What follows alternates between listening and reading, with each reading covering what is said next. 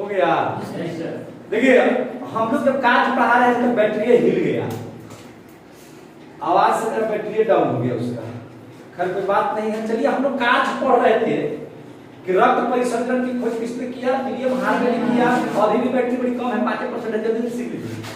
तो कांच में पढ़ रहे थे तो सबसे पहले हम आपको बताया कि भाई ताप का नियंत्रण करेगा ये, ब्लड रहेगा तो शरीर का टेम्परेचर कितना 37 डिग्री सेंटीग्रेड, ब्लड नहीं रहेगा तो खून रक्त नहीं करेगा तो शरीर क्या हो जाएगा ठंडा, मरने के बाद क्या होता है ठंडा।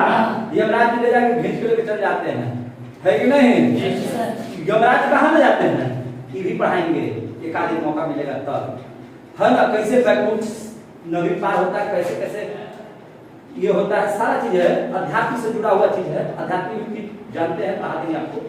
पोषक पदार्थों का परिवहन जो अभी बता रहे थे कि जब हम लोगों के यहाँ क्या हो जाता है, शरीर में पाचन की क्रिया होती है, तो शरीर में पाचन की क्रिया में क्या होता है, जो अवशोषित कर लिए जाते हैं उसको कहाँ भेजा जाता है, ब्लड में।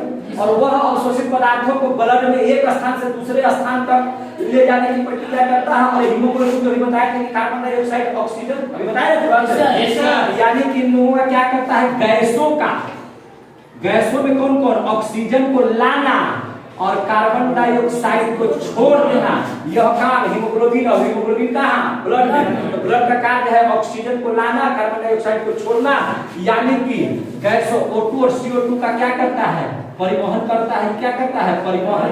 कोई दिक्कत नहीं सर। तीसरी अगर बात जान लें तो उत्सर्जित पदार्थ जो जरूरी नहीं है, अधिक उत्सर्जित पदार्थ, उत्सर्जित पदार्थ से किडनी वगैरह में जब ब्लड छलने के लिए जाता है तो उसमें जो शुद्ध ब्लड होता है उसको निकाल लिया जाता है, जो छन्ना ब्लड होता है उसको अलग कर लिया। मैंने उत्सर्जित पदार्थ का भी परिवहन कौन करता है, उत्सर्जित पदार्थ का परिवहन का भी काम किसका है, ब्लड का है। ये सारे चीजों को हम लोग पढ़ा दिए। समय ज्यादा हो रहा है, छुट्टी का समय हो रहा है, आप लोग जान रहे हैं कि आप लोग पका रहे हैं, भूख लग गई होगी।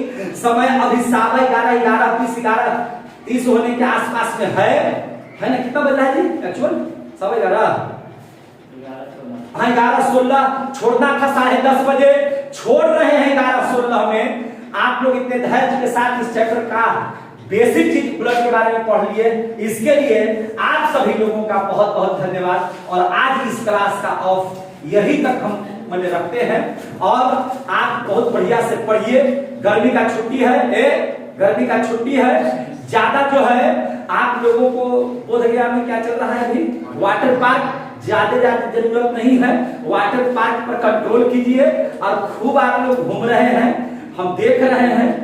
हमको तो कहीं जाने का फुर्सत मिलता नहीं है, क्योंकि हमने आपका ठेका ले रखा है। किस लिए ठेका ले रखा है, आपके भविष्य को गढ़ने का। लोग हमसे पूछते हैं कि आप करते क्या हैं, हम स्पष्ट तौर से करते हैं कि हम बच्चों की तकदीर गढ़ने में लगे हैं। मेरे पास इसके अलावा दूसरा कोई समय नहीं है।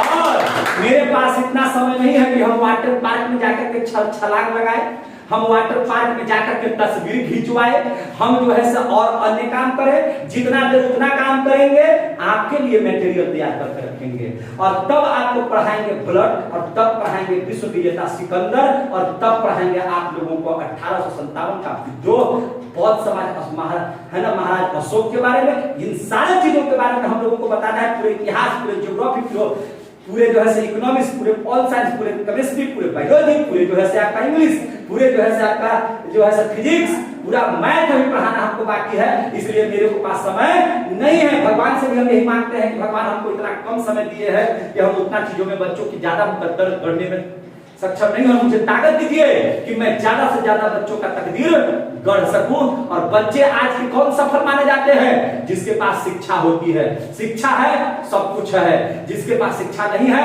वो लगभग गधा है, भैंस है ना, वही सब कुछ है। इसलिए आपका सबसे बड़ा हथियार क्या है, कलम या तलवार? कलम। सबसे बड़ा हथियार क्या है, शिक्षा। शिक्षा ग्रहण कीजिए और आने वाले जीवन में अपने माँ बाप का, अपने गुरु का सपना साकार कीजिए और बन जाइए कुछ ना कुछ अफसर, बन जाइए कोई ना कोई गवर्नमेंट जॉब। गवर्नमेंट जॉब नहीं रहेगा भैया, आपकी जो आप जिसे प्यार करते हैं वो भी छोड़ करके आपको भाग जाएगी। और फिर जब उसका बच्चा हो जाएगा तो आपको मामा कहेगा, बड़ा खराब लगता है उस समय। बात समझ में आ गई ना?